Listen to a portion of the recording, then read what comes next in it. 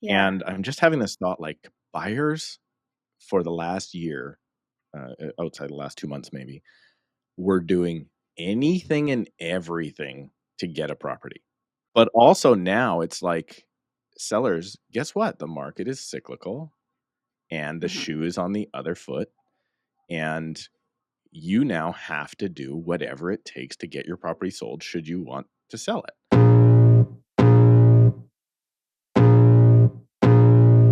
Welcome to the Tom Storey Show with Steve Karrasch and Tom Storey, where we discuss everything real estate or whatever else is on our minds.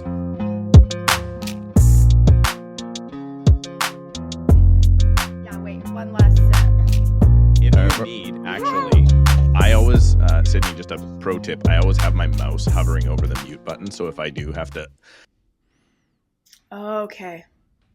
I can just quickly mute and unmute. Well, that pro tip and that cough are going to be included in because I've been recording for the last 25 seconds. That's what makes this the best, though. It's like, it's real. It's exactly. This is what actually goes on. Mm-hmm. All right. Welcome back to the Tom Storey Show. We are on episode 5, and for the third week in a row, we have tricked someone to actually come and join us. I don't know how we keep doing it, but we have. My name is Tom. We've got Steve here as well. I think it's Tom is actually my name, not Tob. And Steve's here as well. And we're very happy to introduce our friend, Sydney Fairman. So, Sydney, just before I get right into it, I want to kind of give you a brief intro here. And you tell me what I'm right on and what I'm wrong on. So, me and Steve have known you for like at least the last 5 years. Correct. Okay. You work in Northumberland County, which compiles of like Port Hope, Coburg, Colburn, Brighton, Crammy, Prince Edward County. Do you go that far? Like, give me an idea of the areas that you work. I will. So you should know what Northumberland is comprised of because you own a property here. I'm just going to put that out there. I do, yes. But Northumberland County is basically Port Hope to Brighton and then north up to Rice Lake. So it is comprised of all of those places you said. Prince Edward County is its own separate municipality, but it's about 45 minutes to an hour from us, depending on where you're located in the county. And then we also go into Hastings, which includes Quinte West and just north of the 401. We're a big demographic, so specialized sort of in that 401 corridor from Port Hope to Belleville. Okay, so now do this for me, Sydney. I am 3,000 kilometers away. How far from Toronto? The CN Tower are you? We are 1 hour, 10 minutes from the CN Tower, door to door. Okay, you are the Chilliwack of Toronto. You are the Chilliwack of Toronto. Cool. I have no idea where Chilliwack is, though. It's 1 hour and 10 minutes outside of Vancouver. Okay. Sydney, one of the things that we saw the past 2 years with the price run up and the crazy growth is that a lot of these markets outside Toronto, which to be honest with you, even before I bought my cottage in your neck of the woods, I didn't know anything about your area. Like I really didn't. And so I'm part of the problem. All these Toronto people were coming up. The city folk were leaving during the pandemic and buying these properties that really ran up prices. I got a few questions about that, but do you think that was, other than just people going stir crazy in their houses, the main reason why your area saw the huge run up it saw in the last 2 years because the city folk were just leaving the city? Yeah, probably, to be honest. Like, it's the ripple effect, right? So as prices spiked in the city and people exited because they had to work from home and they didn't want to be confined to this big space or go to the grocery store where you had to wait an hour to shop, they did this mass exodus. And we're only an hour away, like by car, but also by via and accessible by the GO train. So it was just a natural progression east. I definitely think the lack of inventory and the demand drove our prices up. Is Toronto solely responsible? I don't think so, but it was definitely a big contributor. And at this time now, we're seeing people leave and go back to the city because there's actually no like nightlife or anything here. So they want to go back to where things are at, and they no longer think like the country is trendy. So we're seeing them go back the other way now. I don't think Toronto's to blame, but they definitely played a part. Toronto is for sure part to blame because of people like honestly, Tom and I are the problem, or were Yeah. the problem, let's say, because Tom's like, I'm gonna go buy a cottage on a lake because I'm a snooty downtowner and I can do that and this looks cheap. But Yeah. I'm an investor and I Mhm. bought because I mean at 100% financing in my neighborhood a year and a half ago, the properties looked great. Right. They broke even at 100% financing. Right. And I think a lot of investors, and like you're saying, a lot of people that, drove in from, or drove out, I guess, from the Yeah. city because they wanted more space because they didn't want to be cooped up in their 700 square foot apartments. I mean, we are the problem. Totally. It was Instagram and social media and like these trends too. Like it was cool if you had a farm in Prince Edward County. Like, Mm-hmm. what do you know about farming? Nothing. Like, okay, but you want a country house or whatever. So there was a lot of that. But then there was also a lot of local buyers and sellers who moved within our marketplace because they at that point had the equity to do it and money was cheap, right? So they sold high, they bought high, and they maybe moved into that house that they've been waiting to move to for so long. I'm interested to see what happens now. Like, did they overextend? Was it a smart decision? As money gets more expensive, are we going to see some of those younger families change their living space? I don't know. I think it'll be interesting to watch sort of how things play out. When the Toronto buyers were coming in, I know this is a hard question to know the exact answer to, but a lot of people were buying properties on the thought process that, hey, I can either rent this out short term, I'm not going to live here the full amount of time, which is frankly what I did with what I bought. And we still joke, like I have what do we call it, a sitting mower? It's not a ride-on mower, right? It's called a riding That's what it is. lawnmower. I say I have a Yes. sitting mower because I sit on it. Apparently that's not cool, Steve.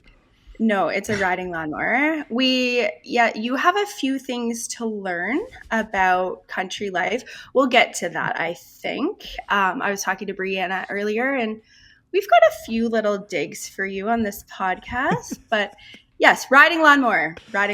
Okay, and then my actual question was, these people coming from the city over the last 2 years, and whether you were, representing them or they were bringing offers on your own properties, did most of these people then turn this into rental inventory, or are they actually living there?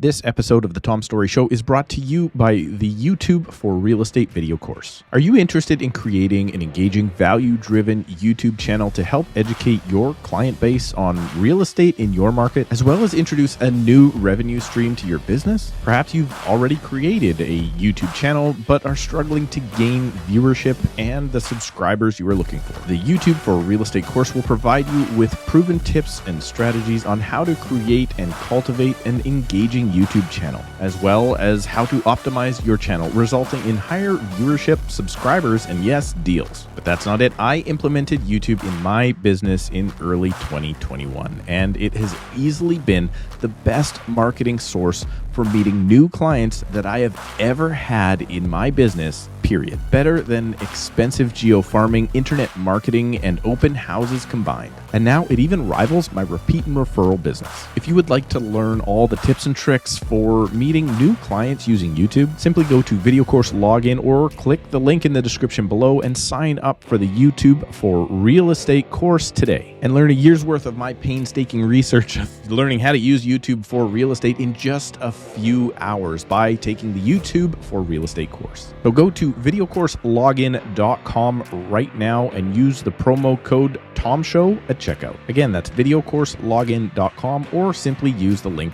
below. I think that is a hard question to answer. I would suggest that most of them were living there.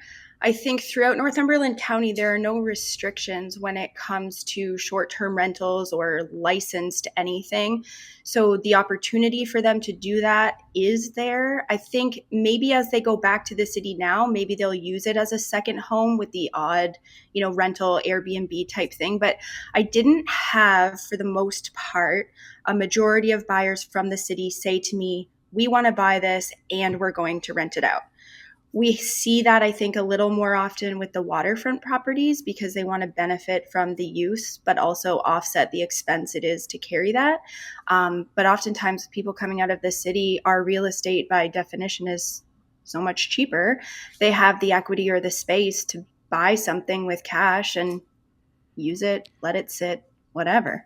So What kind of price jump did you see since the before times? So back before COVID, I want to say our average price was in and around 600, 625. It had shot up because previous to that, it was like, 525 was average, and that was like a nice house, right? During COVID, our average price was up to almost 900,000 at one point. We're now back down to like, I think it was 745 the last time I looked.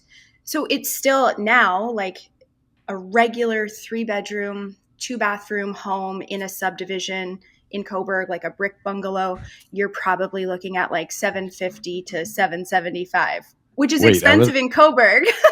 I was in that town. There's subdivisions there? Yeah. You just saw the lake, I think. Oh, yeah. Okay. Because all I saw was like big fields with like massive houses off to the side. There's a few water towers. Did you see the Big Apple though? I think did we see an apple? We saw drove like by a it. bunch. It had a mask on it at that point. A bunch of mini like CN towers all over the place on the side of the highway. I think those are water towers. Yeah, whatever they are. But yeah, I don't know. It was definitely it's weird to go from Vancouver, where we just have like ocean, mountains, border mountains, right? To a place where you can just go and it's just flat. That's the big difference. Being born and raised in the Lower Mainland here is I'm not used to just being able to drive in a direction on highways in every direction, right? We have one highway that goes to Whistler. We got basically one highway that gets you out past the valley, and then there's a couple of branches from there. So it's just so strange to have all that sprawling land, because as soon as you get outside of Toronto, prices aren't that bad. And they're currently coming down faster than ever. Yeah, they are coming down pretty quickly, which in all honesty, I think Tom and I, or Steve, probably you too, over like the course of the craziness, which was COVID, like we talked about this being unsustainable. And I don't think that people really thought there was going to be an end to it. I think they thought this was just our new normal. And to see it change now, I think in some ways it's really refreshing to be working back towards some balance. It is very interesting now, because I was sitting here reflecting on like, okay, how are we getting deals together right now for our sellers, because they're not liking the prices that they're seeing compared to where their neighbors were, right? Yeah. And I'm just having this thought, like buyers for the last year, outside the last 2 months maybe, were doing anything and everything to get a property. And as a result, real estate agents are the big bad people. We're driving up the market. We're blah, blah, blah, blah, blah. Right? How dare we? How dare we, right? But also now it's like, sellers, guess what? The market is cyclical and the shoe is on the other foot. And you now have to do whatever it takes to get your property sold should you want to sell it. And it just is the other side. And now we're big bad realtors telling us, oh no, it's not worth that. It's not worth that. It's not worth that. Right. So we're going to be in tough no matter what, because there's always two sides to every transaction. It was our problem that went up, but it's also our problem it's going down, right? 100%. Yeah. Always our problem. We are the problem, Tom. We are actually, I guess if we liquidated both the properties we bought during the pandy, it would, we may be actually adding to the problem, but I'm going to hold mine for 25 years. Inventory. Sold. Yeah. So our Sydney just ate a frog. Hold on. We bought and sold during this. Yeah. Yeah. Yeah. At what, principal residence or investment property? No, it's like a little bit crazy, actually. We bought this house in Brighton, actually, Tom, so where your Cottage is, and our thought process was that we were going to demo this place and develop it. The guy called my husband actually out of the blue and just said, hey, this is what I want for the property. And my husband came to me and he's like, something's wrong here. I said, 100%, but like, let them know that they are essentially offering you the property for $100,000 less than what they should be. So he did. they just wanted out. They owed money on taxes. The house was in poor condition. So we're like, wrote a check, bought it, and thought we would develop it. And it was like a really cool long-term project, but just with like the pandemic and the hoops and the trades and like, you know, the gas and the hydro, Enbridge was going to hold us. Can I say the name? I guess we can. Sure. We can like roast whoever we want, right? Yep. Enbridge was going to essentially hold us hostage for 2 years by not disconnecting the gas and then reconnecting it. Hang on, I don't know what Enbridge is. If we're trash talking people, I better know what that is. It's our natural gas company. Oh, your so utility. For the heating, yeah. So anyway, they were essentially going to hold us hostage on this project. So we flipped out of it for 3 times what we paid in 6 months. Wow. Mm-hmm. Amazing. And then what did you do? I just have a lot of money sitting in a bank account right now waiting to be spent. So there you go. That's perfect. Now what? Yeah. Now what? Now if you are one of those people that did get the opportunity, what do you, because I know Tom, we talked about this before, Tom's waiting to buy right now as well. Yep. Yeah, I shouldn't say waiting to buy. Tom is looking for the right opportunity actively. Yeah.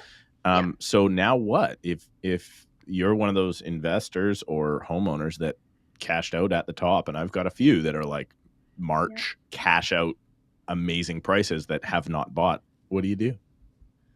We're essentially the same as Tom, like actively open to an opportunity that feels right. So like on the other side of my business, we own a bunch of investment properties, various different things. We've done different projects through COVID, renovated, still renovating, long-term, flip it, get rid of it.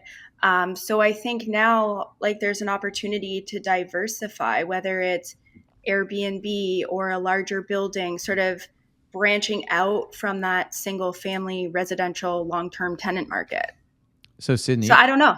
I wanted to ask you this. So when did you get into buying investment properties? Was it before you started 25. selling real estate or at the same time? After. Do you want me to tell you like the story, please, how I got here? Yes, please. Do you want me to tell you the truth? Okay. Yeah. No, only lies. We're real estate agents. Only lies. That's right. Okay. So we'll sugarcoat it because this is for the internet and that's what we do, right? So I was probably 17 or 18 and I went to, at the time it was called ReIn, so the Real Estate Investment Network. Mm-hmm. I probably read a book by Don Campbell when I was like in university. And I was like, I am not going to work. I am a real estate investor. Like, okay, you don't know anything. So anyway, for me, it was law school or law school or real estate. I started working at a real estate office in Guelph as admin. And the truth of the matter is there's one agent in this office that I was like, I can barely have a conversation with him as an admin. Like, how does this guy represent people and then make this money that I'm seeing pass across my desk? So I was like, if this person can do it, so can I. That's what all the young agents at Steve's office are thinking. Right? 100%. Steve's the guy. The only trouble is no young agents come into my office, right? So that's maybe the big difference in the separator between because that guy was in the office. 100%. That's half the battle, right? Go to work every day. That's half the battle. Right? Yeah. Well, I was shocked. So at that time, I think I was probably 21 or 22. For me, I was like finishing 4th year and I'm like, okay, I'm going to get my real estate license. I'm going to be a real estate investor. I don't really want to do sales, but I'm going to get my license so that way I can buy my own shit. Well, then I went to the conference again and I realized at that time, like, okay, you actually need like a job. You need money, you need some value. You know, you can't just go to somebody at 18 years old and be like, here's a really great property, hand over 20%. Like, I'm sure I could have, but I wasn't in the right frame of mind. So anyway, I went forward with getting my license while I finished university. Started real estate when I was 23. I took a 6-month break when I was 25. I think I was just in the wrong environment. I felt burnt out and kind of confused. I didn't know like is this what I want to do? And so anyway, I took a 6-month break. I spent all my money. I borrowed, I think, $11,000 from Travis's line of credit while he paid my rent in Toronto so I could party with my friends. And he held down the fort in Coburg. And then when I was down to my last $11, I came crawling back and I was like, okay, I'm ready to like be an adult now. And from then on, I've been on like this upward trajectory of growth. But at the same time that I took that break and came home with my last $11, that was the year that we bought our first investment property. So I was 25, I'm 36 now, and I think we have like 8 or 9 houses now. We've sold some land, sold a couple of houses, and because that's your retirement plan, right? Like you can sell 100 homes a year for the rest of your career, but if you spend all the money, like for what? Like that I think is so cool. And so many people in our industry that are so obsessed with the stupid getting the award because you grossed X amount of dollars, but you didn't actually net anything, but you felt good about it and it kicked your ego. Wait. I have my back here. Your award is my Steve? I paid my mortgage award. Oh, nice. Right? That's my there everybody that pays their mortgage in the real estate industry gets an award. Yes. 100%. Like, congrats, you paid your bills. Congratulations, you did your job this year. Like, yay. But, I know. You converted that into investments though. You had an investment mindset really early, like at 17, 18. I did. There's not a lot of people thinking about that. I did. I think I owe that actually to my uncle who was big into it at that time. He lived in Calgary at the time. He was a licensed realtor. So I sort of followed his lead, I guess. The sales side and the investment side of my business are so different. And to be honest with you guys, I don't think a lot of people know like what we actually owned, or, you know, by the time we were 30, we were like self-made millionaires. And like, I don't share a lot of that stuff. I just sort of like keep it humble, try to do a good job in my business, help really amazing families. If you do a good job, the money follows. And I try to like learn and grow and evolve as we go on. But like, I'm also slow, hence me just buying my microphone today. So like, you know, I'm not perfect. You know, one of the motivators for people when they get into anything entrepreneurial is like lifestyle and income, right? And it sounded like by the time that you were 30, you had figured out at least the income side of things, that wasn't the pure motivation on the sales side of your job, which never. I think that is so cool, because if you think about that, it's like never ever would you have to meet with a client and need to get that sale done. So you could just show up, give them the information that they need, what you would want to know if you were in the same position. And it wasn't so much a sales experience as it was like an education session. So that must have played in as well for like how quick you've grown on the sales side, because it's almost like when you don't need something and you're just there to give value, it's crazy how quick the business can grow. Do you know what's so crazy though? So when I first started, hold on. Little cough. I like this mute button. Yeah. So when I first started, I was 23. I went and worked on a team. Like, I didn't know what to expect. I'm pretty sure my mom was like, I bought a used Volkswagen Jetta, but I was like really specific about this Jetta. It had to be black, had to have black leather seats, had to have a sunroof. What a shocker. Like, I don't even... You like the color black? I know, right? Yes, if you can't tell. So I had this like specific vision. Meanwhile, my mother is paying my car payment. She's paying my cell phone. She's like probably giving me money to go to the bar with my friends on the weekend. And I was pulling up to these listing appointments like I had a bag of money in the trunk, and like I didn't need anything. And I made it my mission early on to never ever work from a place of desperation. Always a place of like doing the right thing for people, providing them information, providing them with value. And if you do a good job, if you're honest, the money will follow. And that's sort of been how I entered the business, even though the reality was I was desperate as shit. I had nothing, like nothing. And so I think at this point, it's really cool because like, I don't think that humble element of my personality has ever left, and I don't think it ever will leave, because I also know it can go away at any time. Like, the market changes, right? You know, you spend every dime you make like you're done. I like to look at it like a game, kind of like my business Long game. is a game, and I'm just trying to get to different levels and trying to beat myself year over year. And it's interesting, right? Because you don't anymore, in a good way, have the motivation of just purely financials for why you're running your business, because your investment side of your life you're there. Like you can. I don't know that, we're going to talk about exact specifics, but like you could live your lifestyle probably without selling another house for the next 12 months, right? Based on your rentals. Probably. My husband is living his best life right now. He's retired. He's still a property working. manager, isn't he? Yeah. We just like to bother him. But yeah, he's had to take over that side of the business because it got to the point where these houses needed renos and they needed attention, and the corporations and all of that craziness needed full-time attention. So like you said, yeah, we could live our life, and I think we're blessed that he's able to be in that position. A lot of people don't have the option to leave a full-time job to manage your real estate portfolio. So I feel like we've worked really hard to get there, and I feel lucky to be there. I had a few people send me messages on Instagram when I said that you were coming on. So there's one specific one I wanted to ask you, which I think is really interesting. And then also just Alice Prince wants to let you know you're the bomb.com. I love her. So shout out Alice. Shout out to Alice. Yeah.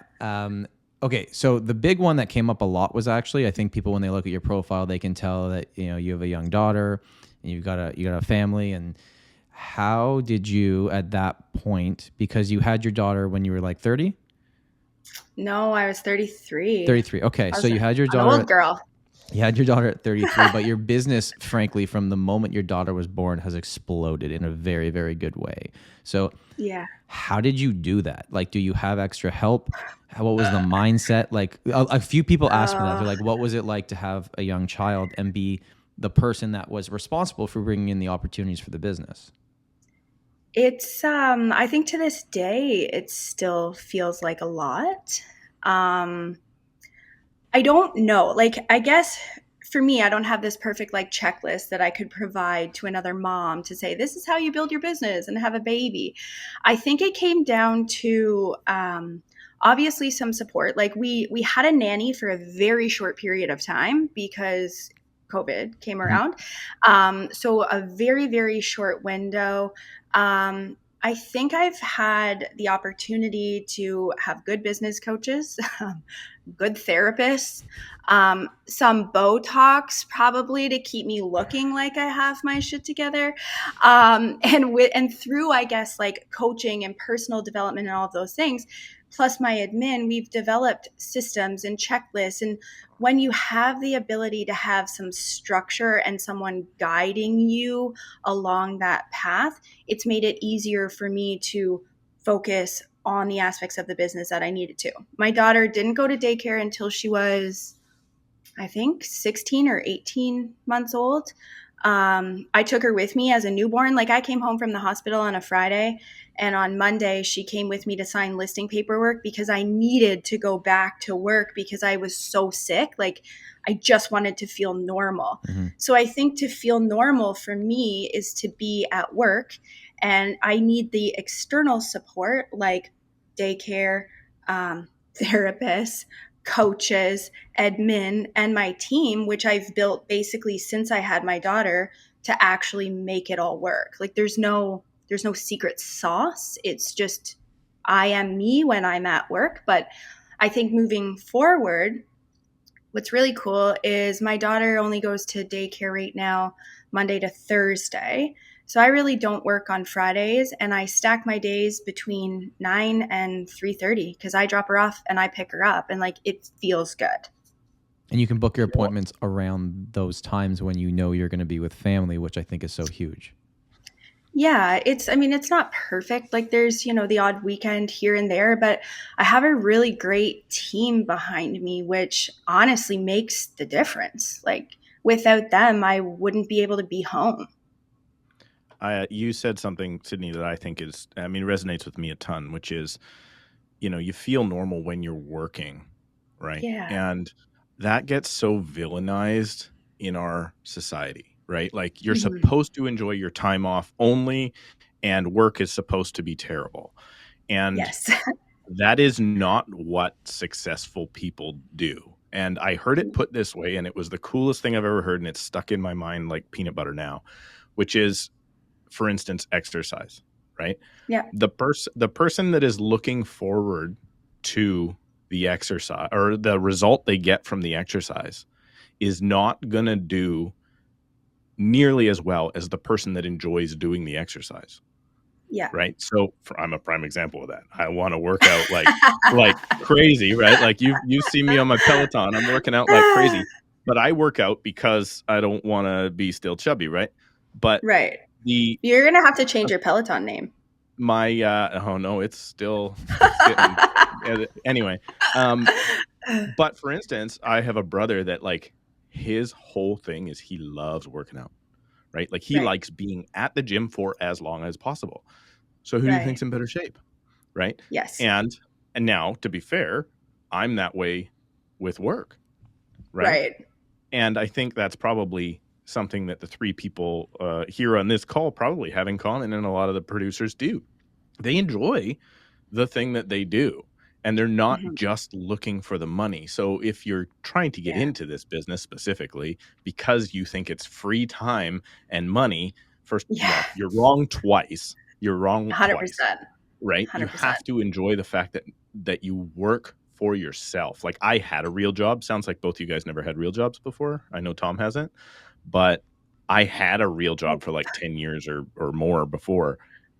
And I don't care if I was making a quarter of what I was making there. I'm never working for someone else again, ever. Right. Yeah. And it's just so fulfilling to work for myself. And I think that's why people are so successful like you've done.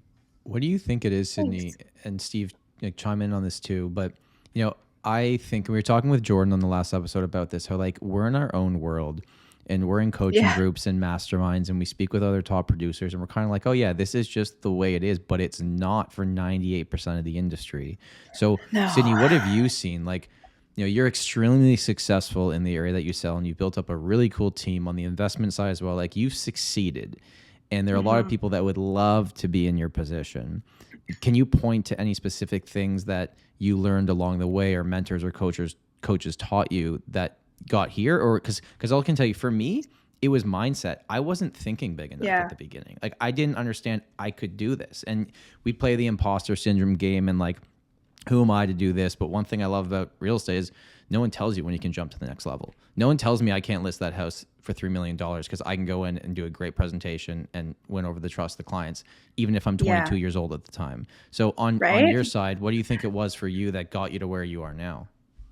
I think there are a couple of things. One is I didn't have this definition of success or there's no ceiling, right? Like this is an infinite game. Like you can't win. So like for me, as I continued to move through the years, the challenges or the goals became different. They're not income related. And I think what truly keeps me going or has gotten me to this space is to be around like-minded people, like yourselves, like our networking groups, and to understand that I am essentially in control of my own destiny. And if I don't continue to grow, I'm dying, essentially. So for me, the continual growth and the involvement and the potential that real estate allows is really what keeps me going. I just try to work on myself and do a good job for people. And I think that's why I'm here. Yeah. Steve, what would your thoughts be on that same kind of thought process?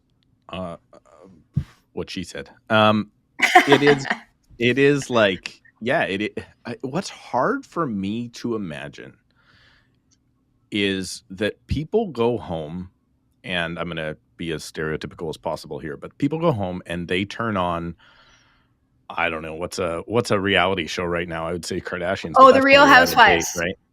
Real Housewives. But hey, look, I'm an example. I watch them every night to like Okay, shut my yeah, brain down. no. But there are, and yeah, I watch some garbage stuff too. But You there are need it. people that go home every day, and instead of thinking about how can I make my life better tomorrow, how can I make my business better tomorrow, how can I go to my job and do a better job tomorrow, they get home and they go, duh, right? And I know those people are out there. Mhm. I just don't have experience with those people. Like my journey into real estate had to do with a best friend of mine that is like the most driven, positive person I've ever met in my entire life. And it was so bloody infectious. I literally changed careers because I was Cool. like, well, I can't just sit at home and get this salary anymore. This isn't going to work. I Right. can't do better getting this salary when I could. Now, what I did translate to before I left that job, though, I was taking all of that. Like he introduced me to like Brian Tracy and like all the old school, the Zig Ziglar stuff, all that stuff. Yeah. And I would literally listen to that in my service vehicle for me. If I did traveling repair, Cool. and I would listen to that stuff. And within, I want to say 6 months, I had got so much motivation and put such a plan together for my company that I was working for that I was getting raises and like it was going well. Eventually it was like same thing. Like I can only get so high here, so I'm not going to go, not going to stay there. But there are people that don't even consider that there is personal growth, right? They consider it must be as easy as possible. I must do the minimum I can do to pay my bills, and then that's it, right? I And think we're like groomed to think that too, especially now with the internet, right? Like it's like, oh, click, click, look at their big, like flashy, easy life. They didn't even do anything except put up a for sale and a sold sign. Like nobody knows what actually happens, like the public, I mean, or what it takes to run a business. And there are people who are dramatically different in this industry. Some who do transactions, some who just look for the easy buck, and then other people like us and people within our networks who are trying to build a legit business with a foundation. Yeah. I won a listing yesterday. He emailed me. I was the number 6 realtor he interviewed. Holy and number shit. 6. And I was like, what was wrong with the other 5? Yeah. Like, how did we even get to me? And the big thing, and he just basically said, like, listen, you and about 2 other of them are on the same page in terms of what you're telling me and your track record and everything. Why would I work with you? And I said, listen, 90% of every sale I do is either a client that worked with me again or someone that sent me their friend. 90% of my business. 10% comes from YouTube, social media, people that don't know me, new business, but the rest is, I said, I have no interest in the best way possible of doing this the quick way. I want to do it right. I want to hit this out of the park for you, that at the end of this transaction, you want to tell your friends and family about me because that is my business model. You're not going to see me on the bus bench. There's nothing wrong with that, but that's not my style. That's it. And then in the email, he's like, I just like that you were straightforward with me and told me what I need to hear and didn't tell me just like, okay, I can get you this and buy the listing. He's like, I like your style. And that conversation, I'll be very honest, my first 2 years in real estate, there's no way I'm winning that listing. No way. Oh, same. No way. Same. I would have been like, oh, I'm the best in these. You shouldn't work with these other people. Like, but now I'm like, listen, I don't know who the other 5 were. I have no interest in knowing. All I know is we can control our side of things. We can do the best possible job for our clients, especially in this market. And we've talked about this. Like, if you are just an order taker, you are going to not do very much business. But if you are a salesperson that can educate people and tell them what's going on in the market, you are going to thrive, because the reality is that sales prices are not going up for a long time. They're going to keep slowly going down or hovering for a good period of time now. And a lot of real estate agents that got by the last 2 years are in for like a massive wake-up call. I honestly think it's good for the industry, like, not to knock anybody, but like I said, there are people who are very different within every single profession. And there are people that I have seen represent transactions and families that I feel sick about the result or like the backstory or whatever. So my hope is that as we move through some sort of stabilization, there's a bit of a divide between the professionals who want to provide value and just do a good job, not necessarily more business for the people who are just looking for a quick buck, because a lot of families or people fall in love with the high price and the low commission, but they actually have no idea what they're missing out on because they weren't educated. They were just sold a pitch. I'm hoping that this change actually helps change our industry and who is on the ground working.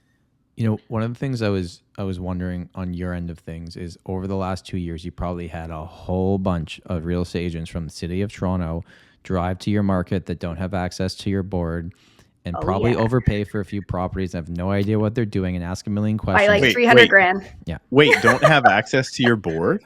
What are you talking about? No, we're a different real estate board. They don't have access to the comps. And they probably asked Sydney, can you send me the comps that shows how you listed this house? Like, yes. It's crazy. Like your real estate boards don't work together? Okay, so wait, they do now. They do now. Northumberland last year, like, okay. Hang on, I'm going to stop you.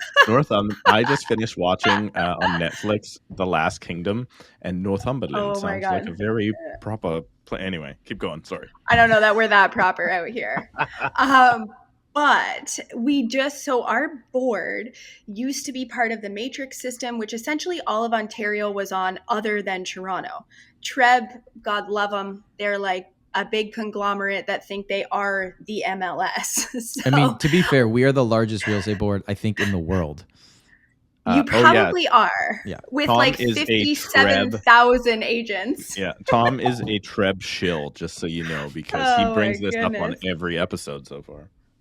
Well, there are a few people on the board who think that TREB is the MLS system. So prior to Northumberland actually selling out to TREB, now me as a local agent, I'm not a part of the Northumberland board. I'm part of Quinte and I'm part of Toronto because Toronto is essentially Northumberland.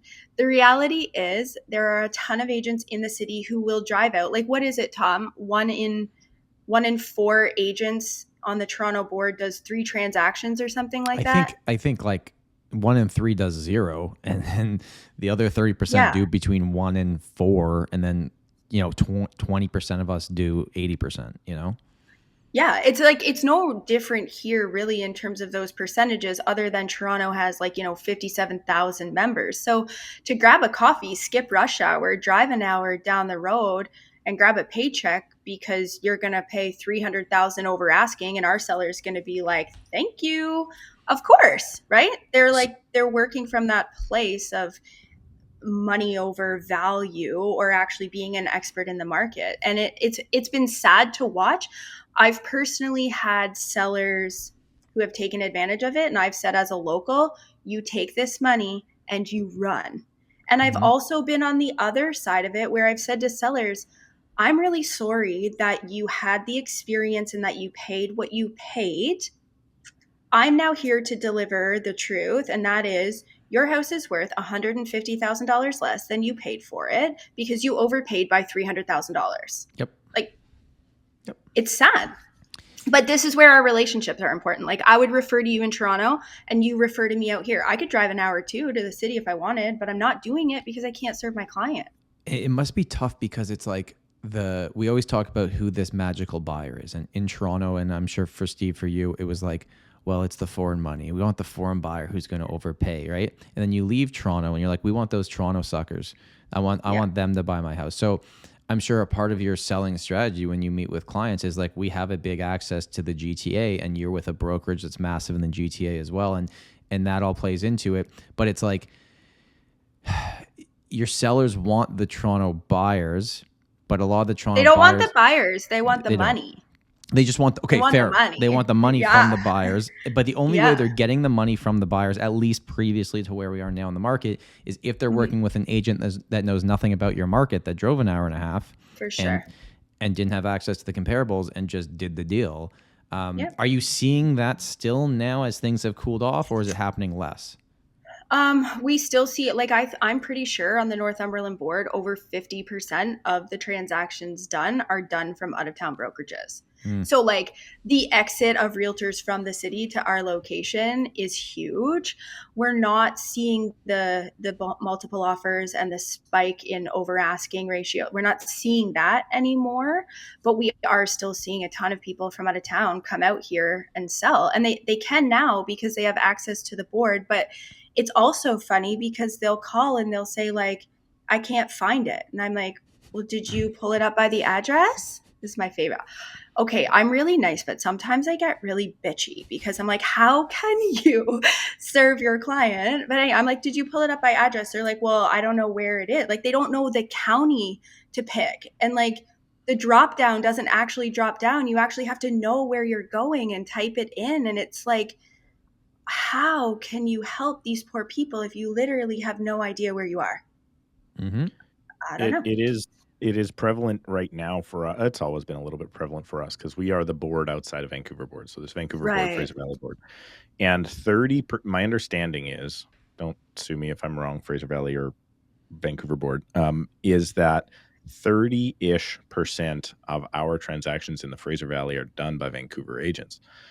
But right now, that is so tricky because if you're not a nerd that sits here and studies numbers, like I do, unfortunately, but if you're not that guy, you haven't realized that Vancouver board's actually doing pretty well still. Yeah. And our board is not, because we're doing the same thing that you are, right? Like people are like, oh, I went and got that $2 million house because it looked cheap because I couldn't get a $2 million house in Vancouver. Now that place is 1.7. So we quite look forward to, if we have a seller that's not really ready to reduce their price yet, we quite look forward to Vancouver agent showings because they might pay too much, right? Yeah. Now, that's not a good strategy because that's, not going to probably result in a sale, but every 1 out of 10 it might. Right. So it's actually kind of crazy that that's like our thought process, though, whether it's Vancouver or Toronto, like, oh, hey, like my clients will say, which agent's showing it today? Are they from out of town? Like they want to know. And they're like, yeah, come on, big money, like it's so wild. Like Tom, you said, okay, yeah, we're part of GTA Brokerage, ReMax Hallmark, by the way. Tom, if you would like to come and work with us. We'd love to have you. Anyway, just little plug for old Deb. Deb is awesome, and everybody at Hallmark is awesome. She's so cute. She's like, throw in a Hallmark plug. I'm like, girl, I got you. I got you. What up, Deb? Anyway, edit the old part though, okay? There's no editing on this. There is no editing on this podcast. We don't know how to edit. We will forgo the sponsorship that ReMax Hallmark was going to pay us though for leaving the old comment in. So we'll give them like a free pass to our golf tournament or something. But when I'm pitching a listing, I find that I'm not even putting a lot of like as much focus on the GTA based brokerage. What I actually focus on with my clients is our network that I have available to me, which I didn't have at my previous brokerage. And I'm super impressed with that. And I will say to them, just because I have this network and we do have these people essentially shuffling out of the city all of the time, it doesn't mean a Toronto person is buying your house. And if I put your house on the Toronto board, it doesn't mean a Toronto agent is coming to see it or show it. But I have to make sure that your exposure is what it needs to be in order to know we've reached everyone possible. So I try to sort of pull it back from Toronto money to say, like, we're going to put it everywhere it needs to be. And when the qualified buyer comes, we're going to do the deal regardless of where they're from. Yeah. I've got a question for you about the two different property types that you're typically selling. Because in Toronto, it's like I sell a condo or I sell a house, and it's either attached, detached, or it's a semi. Where you guys have your typical like in the town houses, and then you have your waterfront properties, right? Or you have your acreages too, and things like that. Yeah. So obviously the typical brick bungalow you were talking about that sells for $750 in Coburg, the prices on that would have dropped because things have been happening here. Is stuff on the water, especially now? And I'm asking this selfishly because I have a property on the water, which I'm never selling, but I know, and I get first right of refusal. Remember that, yes, right? You do. Yes, you do. Okay, and so are on the water, are those properties still flying, or have they also seen at least a bit of the drop off here? Yeah, they've seen a bit of a drop off. Like there was one close to where you are that recently just sold. They were holding off offers, I think, for a period of like 2 weeks, which is insane right That's now. a long time. Yeah. Really long time. I think it was like 1,050,000. I'll just make this up. In January, February, it probably would have sold for 1.3. It just sold for 1.1 and change. Okay. So yeah, there's a drop. It's relative, but I think it's also like super property specific right now. Like if that house is unreal, it's presented perfectly, the price is really good, people will compete and they will pay for it, but it's got to be pretty damn good for them to do that. Okay, I got 2 more questions for you, and then Steve, I brought up some questions. There was a TD housing report that came out. I wanted to read some of them just and get everyone's thoughts, because an interesting perspective on a survey that they did. As Tom knows, I love my surveys where they survey 200 people. No, so this was 2,000 people, random Canadians over all of Canada. Anyway, sorry, Tom. Okay, just before I get into that, I'm going to grill Sydney on something. What is your current relationship with social media and YouTube, and when are you going to post more YouTube videos?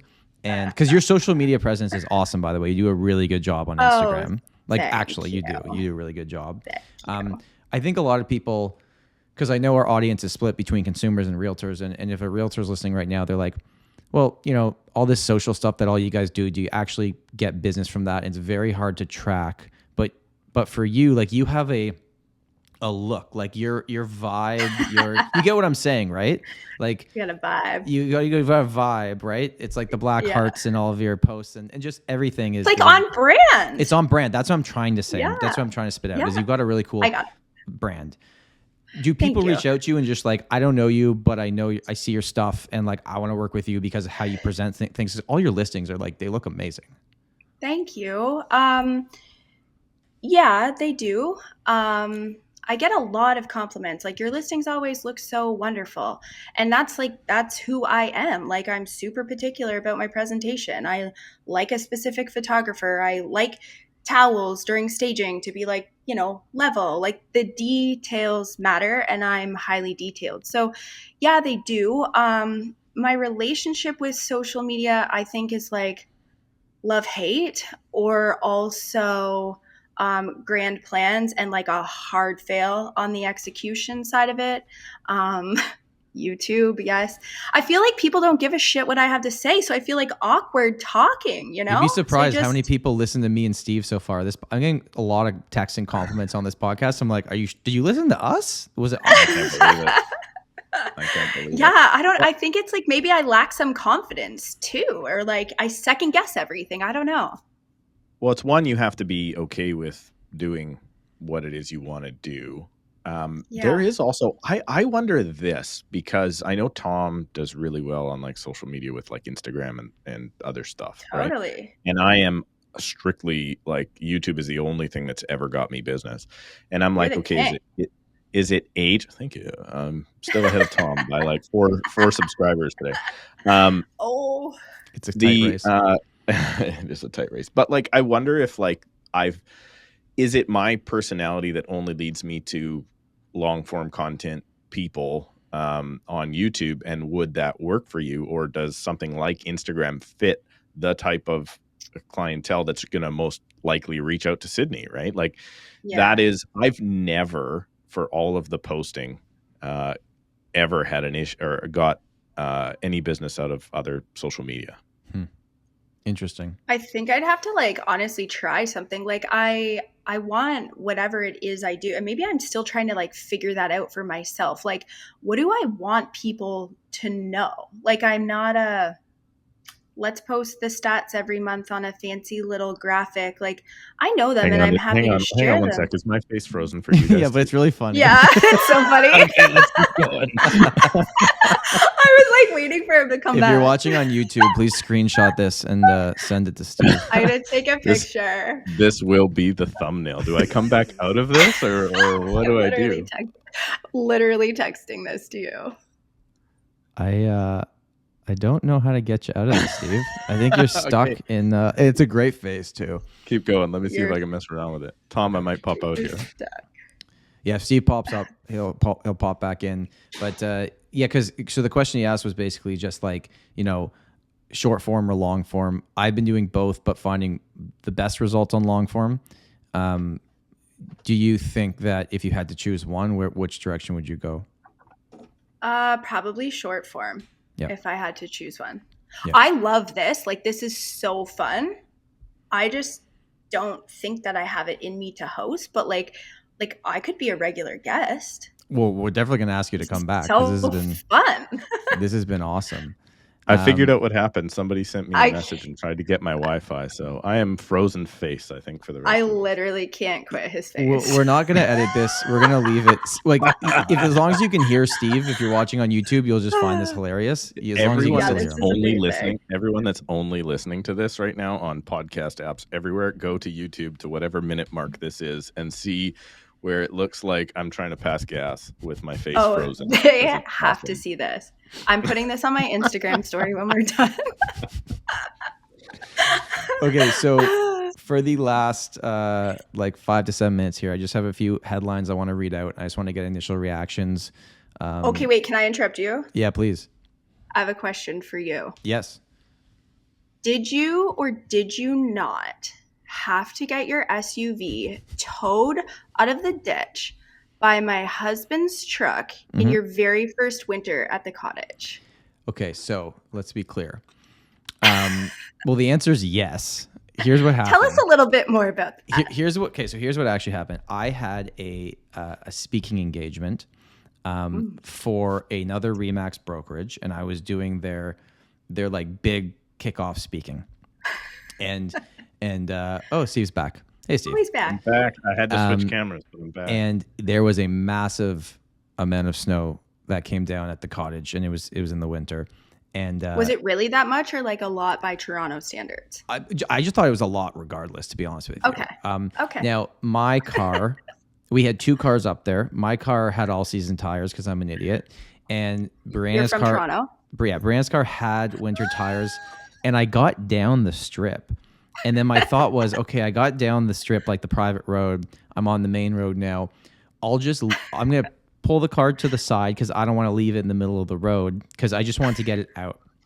So I'm like pulling it to the side, and it just starts like turning this way. I'm like, oh no, oh no, oh no. Like I thought the car was going to flip.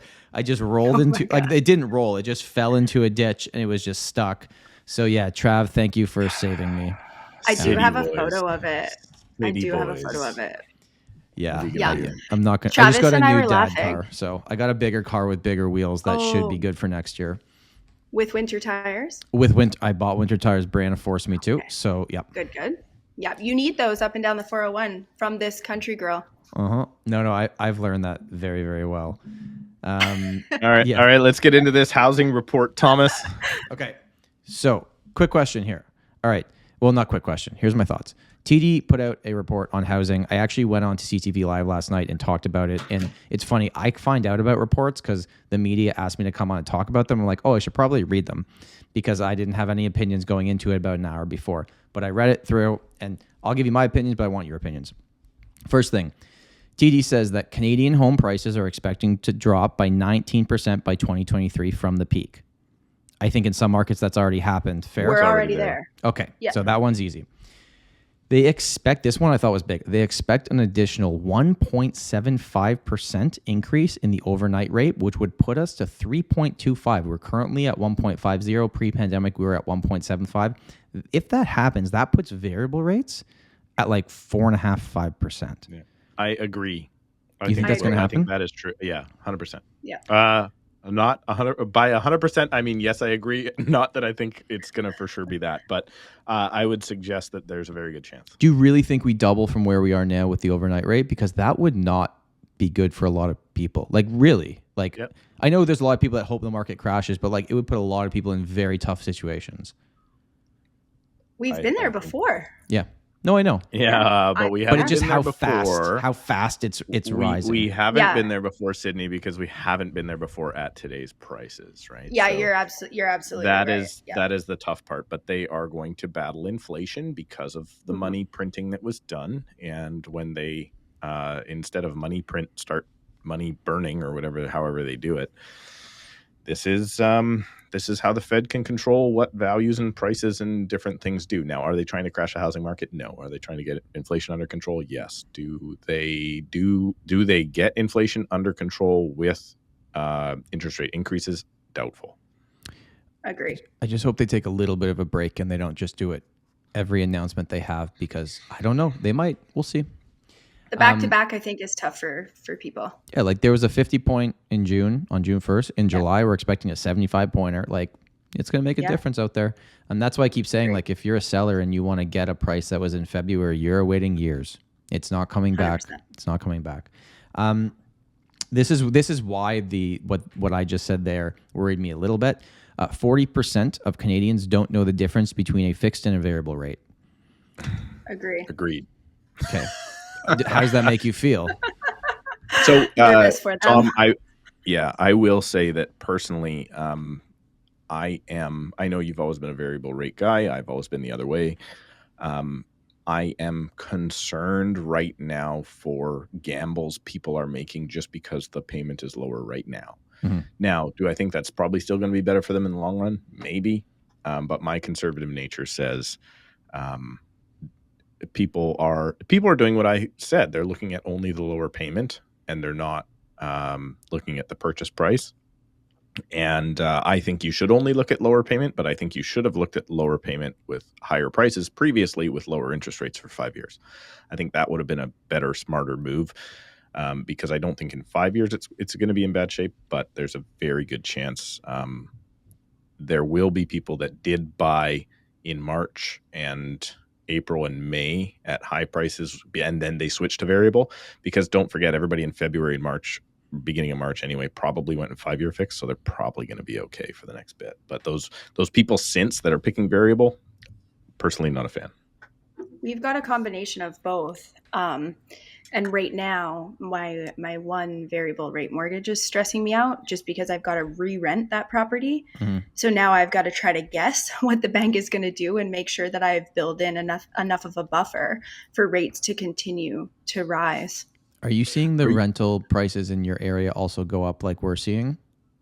Not as drastically as Toronto is, but yeah. Are you one of those strange Canadian markets that looks at cash flow rather than growth? Like, is that because Toronto and Vancouver, man, we are. What's cash who cares flow? if it's negative $400 a month or $3,000 a month? That thing's going to be worth 17 times the amount when I go to sell it. I like a combination of both, but I'm telling you right now, I'm not buying anything that I have to pay for because I want it to work for me from day one. Yeah. I realized when I just said what's cash flow that there's a lot of people that listen that don't watch and didn't see my face. It was a joke. It just doesn't exist in Toronto unless you manufacture it by putting 40%. You've heard of the theory, right? But you've never seen it put into play. No, I have. Yeah. I have properties that cash flow, but I didn't buy them in the last 2 years. I bought them a long time ago, right? Yeah. Okay. The last one here says that 38% of Canadians are confused about what rising interest rates mean for them. Way higher than that. I agree. Yeah, and I think so what does the average Canadian do? If they're turning on the news every night and in between all the other terrible things that are happening in the world, they get a real estate update, and hopefully they don't see my face come on there, but they see, they get a real estate update on the news and they hear interest rates are going up, sales are coming down, prices are coming down. What do you do if you're a consumer that's confused to educate yourself? Who do you talk to? I don't think a lot of them know who to talk to. Yeah, okay. You should subscribe Steve to the on Tom YouTube. Storey Show. The Tom Storey Right? Show. You should subscribe and listen every week. First of all, my thing is like turn off the news. Right. Because you're only getting shock and awe, right? It's not proper education. It's just whatever's going to get the most amount of eyeballs. So that's where I would start. But if 38% of people, what was the exact thing? They don't understand. They feel confused about rising interest rates. I think it's probably 79% or 99% of people are confused about rising interest rates. So this is the spot where I mean, I'm going to pull out Steve's a bit of a jerk, which you guys both know. It's your own damn fault. If you don't understand interest rates, who is to blame but you for not educating yourself on the purchases and the things that you're doing with your money? And I have I mean, we try and guide our clients through, but there are people that even with our guidance, they don't take our advice, and they find themselves in a position and a bad position. But I have decided in my life that I can't live everyone else's life for them. Right. So they have to take responsibility for themselves and find out what position they're going to be in. I don't know. I think everybody's going to be confused over the next little bit, but I don't think it's going to be as bad for most people as the media wants you to believe. But there is a chance the people that, like I said before, getting into these variable rates at really high prices could be in trouble. Yep.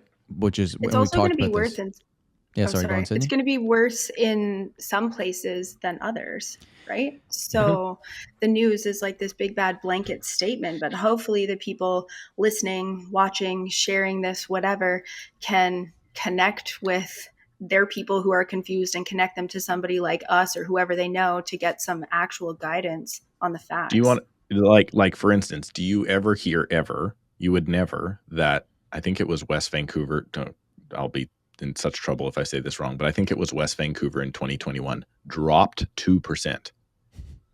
Right? Everybody else, like Chilliwack, saw 55% growth, and and so when prices are high, they're like, "Can you believe West Vancouver homes are $8 million?" And it's like, "Oh my goodness!" Oh, by the way, during the pandemic, prices in West Vancouver went down. Anybody interested? No, we're not interested in that. Sorry. No. So yeah, it is. It's all got to be self-education. You got to try and figure out what's going on for real. If you look at this report, it seems like we pretty much agreed on everything that they said. And I don't think that's always the case with these reports that come up from banks or corporations where, historically, a lot of these reports are wrong. It just shows us that like these economists that are way smarter than at least me and Steve. And me. You throw me in there with you guys. Fine. They're wrong too. We don't know. Nobody knows. You should live your life. You should buy a house you can afford. You shouldn't go above your means. Are some people going to find out that owning a cottage isn't as easy as they thought it is? Yeah, of course they are. I'm not one of them. And then guess who's going to buy them? Yeah. Me. Yeah. So wait a minute. Sydney's trying to buy Tom's cottage right now. Is that what's Here's the deal, Steve. I don't know if he filled you in, but when we walked out of the door of that place, I said, "Look, if you don't buy this, I am. So you've got about 15 minutes." It was a sales tactic. She sent me a timer. But I said, like, it's you or me. And if you buy it, I get first right of refusal. Yeah. You know what? There's actually, it's funny that you say that because we see those deals often. And we had a buyer with an accepted offer. He ended up walking away from it. And I told Chonani on my team, I was like, if he walks away from this deal, we should buy this property because it is such a deal. So he didn't want to do the work. Yeah. He walked away from it. So Chonani reached out to the agent again. Turns out, backup offer. Property ended up selling for almost $50,000 more than our guy had an offer on it for. And I mean, this was a 1-bedroom condo, so $50,000 is a lot of money. So we were right. We were able to evaluate that and go like, okay, this is a good deal. He should have gone ahead with it. Now, he did buy something else. He's very happy there. But financially, he should have listened to us because there was already other buyers willing to pay a lot more. Yeah. Sometimes people have to learn on their own, which is tough for us to see when we can see it a mile away, Yeah, I think when you see it all the time, it's easy to say like, hey, I know what's going to happen here. And then they're like, oh, no, it's going to go this way. I'm like, it's probably not. I think some realtors have problem getting out of their own ways where there's a very fine line between giving good advice and not just allowing the client and guiding them. And that at the end of the day, we're not the ones making the decision. We're trying to guide them to that decision. And if they make a decision we don't agree with, we tell them why we don't, but it's not our choice. You know, we do our best, but so like you don't want to stop, you don't want to get in the way if it's going to ruin a relationship. But there's that fine line you got to walk where when you're giving advice, it's like, here's what I think. But at the end of the day, it's up to you to do what you want to do. Totally. Okay. 100%. Because you got to remember, right? Like if you're the real estate agent, you're the guide, right? So who's the guide? The guide is Obi-Wan Kenobi. And who are the heroes? The heroes can be Anakin or they can be Luke, right? They can go either way. So I don't think it's many just Is that people from would say Star Wars? Anakin. I've never seen Star Wars. Oh no. what's wrong with Anakin? What he was? Okay. He was, spoiler alert, Sydney. Anakin becomes Darth Vader. Oh, okay. I follow. Spoiler I follow alert now. from what was that? When did that come out? 1980. Yeah, 1977. I wasn't even born yet. You want to know the twist in Empire Strikes Back, Sydney? Yeah, tell me, and then I never have to watch it. He just did. Never mind. He just did. You're missing it. This is for older folks. All right, I think we should wrap this thing. We're gonna wrap it up, Thanks, Sydney. If people guys. want to find you on the interwebs, what do they search and where do they find you and your team? I would say they could find us on Facebook, Sydney Fairman Group. We're obviously with ReMax Hallmark, and I think I'm the only Sydney Fairman, so I should pop up. Instagram, my handle is at ReMax Sid. You can search me on YouTube, but don't follow me yet because I haven't done anything. Maybe I will. And then my website is sydneysells.com. Amazing. Steve, final thoughts? We forgot to ask everybody to like and subscribe again. Which We're we've bad done at on that. almost every single episode. If you listen to the do whole that. thing, it would be great if you could click the like button. If you're the one listener that makes it to the end, click the like button and subscribe to the channel because we are well on our way. All right, we are out in 3, 2, 1. Bye. Bye. Bye.